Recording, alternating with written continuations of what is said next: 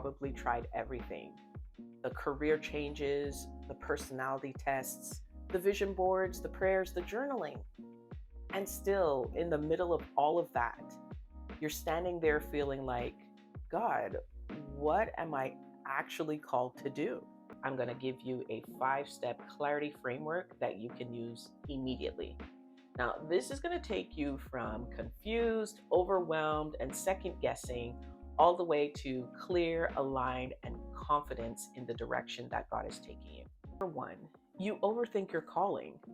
So, smart women tend to live in their heads.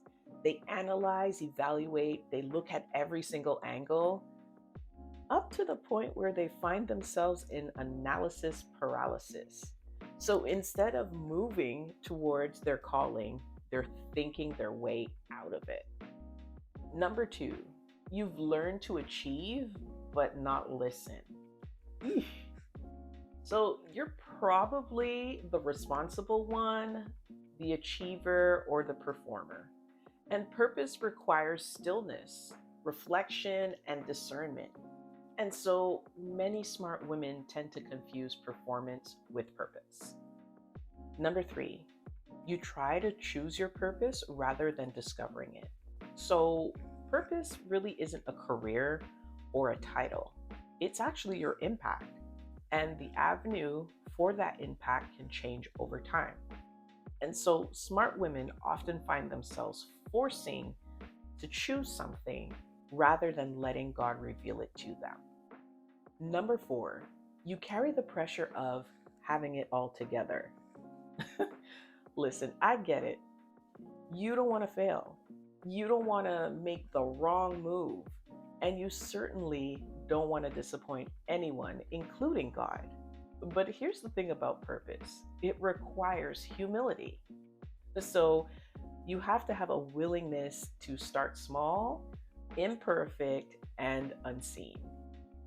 Number five, you're too distracted to receive any type of clarity. So you're busy like scrolling, consuming, comparing, and even questioning, when purpose is revealed in quiet rooms, not crowded ones. So let's fix this.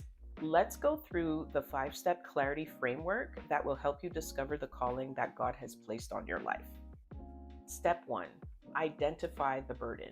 So, purpose is almost always connected to a burden, something that breaks your heart, that irritates your spirit, or that just tugs at your attention. Ask yourself, what problem do I feel called to solve? What pain have I lived through that I don't want others to experience? What conversations light something inside of me?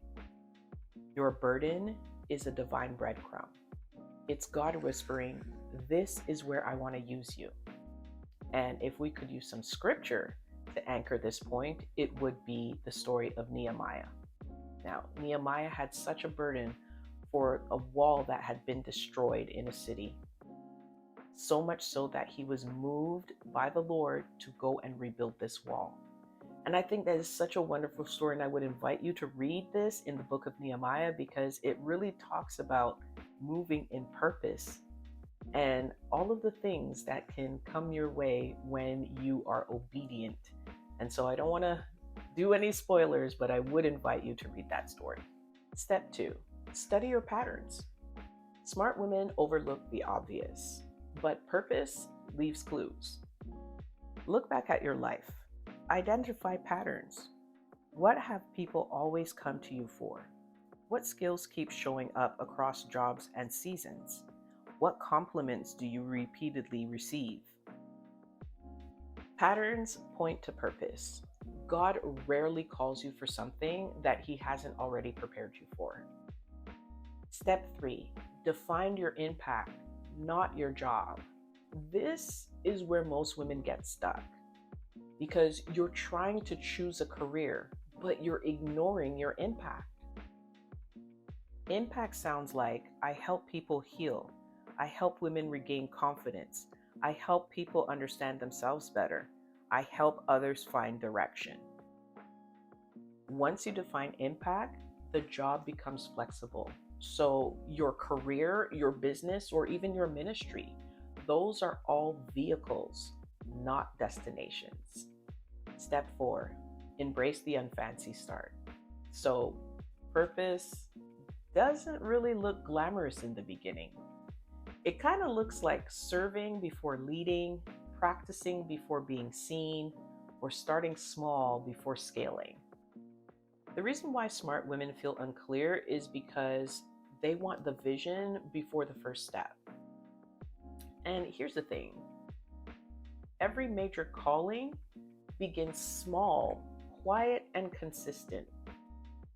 And here's some truth, God will trust you with clarity when He sees you steward what is already in your hands. And step 5, ask God who you are, not where you're going. And sis, this is the deepest one because purpose flows through identity, not effort. And before God can show you where you're going, He reveals to you who you are. Ask Him, who am I becoming? What qualities are you shaping in me? What assignment matches the woman you're growing me into? When you know who you are, your purpose stops feeling like a question and starts feeling like a natural expression of your identity. If you've been struggling to find your purpose, let me reassure you by saying this. It's not because you're lost. It's because you're outgrowing the old version of you and now you're moving into the next. You already carry the seeds of your calling. You just need some clarity, alignment, and courage to follow it. If this message helped you, go ahead and press the like button, subscribe to the channel, stay connected, and also share this with one other sister who may possibly be struggling to find her purpose as well. Remember, you're not becoming perfect, you're becoming better. Thanks for watching, and I'll see you guys in the next one. Peace.